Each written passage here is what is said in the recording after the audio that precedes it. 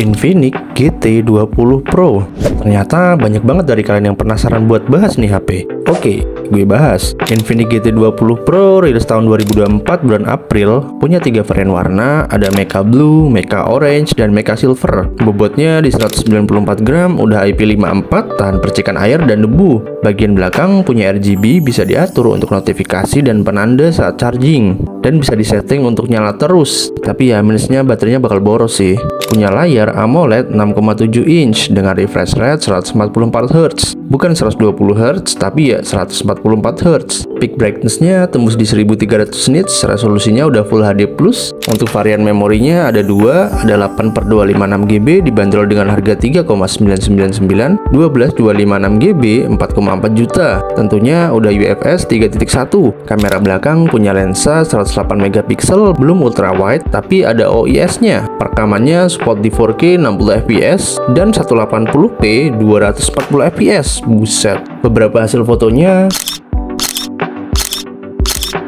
kamera depan punya 32 megapiksel, support perekaman di 2K 30 fps dan 1080p 60 fps. Beberapa hasil fotonya, punya kapasitas baterai di 5000 mAh dengan pengecasan 45 watt. Data dari Jagat Review, untuk penuhnya dibutuhkan sekitar 1 jam 2 menit. Tambahan, speakernya ada stereo by JBL, nggak ada lubang jacknya. Sangat disayangkan untuk seri GT nggak ada lubang jacknya ya. NFC, yes. USB udah support OTG 2.0. Sensornya juga lengkap, bisa kalian lihat sendiri di sini.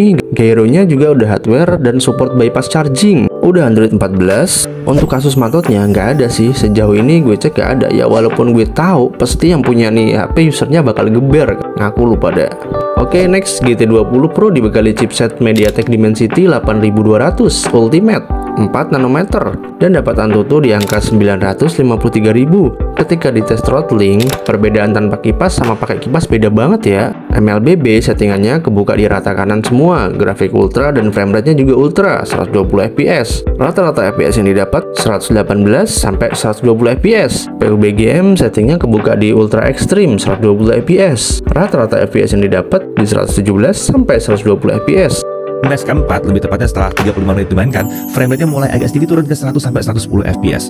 Suhunya emang udah agak anget ya, menuju ke panas di sini. Tapi kami ukur sisi layar dan sisi back cover paling panas itu cuma sekitar 42 derajat Celcius sih. Kesimpulannya, kalau mau dimainkan berlama-lama, lagi-lagi pakai kipas pendingin ekstra. Beban 110 fps di PUBG ini ternyata memang cukup berat. Sampai SOC kencang ini aja bisa throttling setelah sekitar setengah jam, walaupun nggak jauh-jauh amat throttlingnya.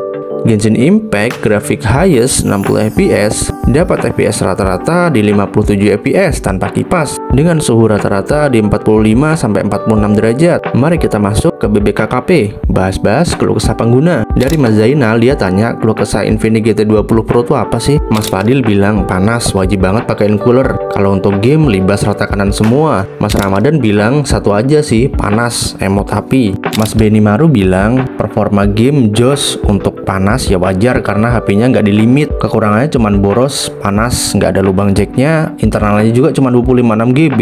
Buset bang, 256 GB kurang buat apaan bang?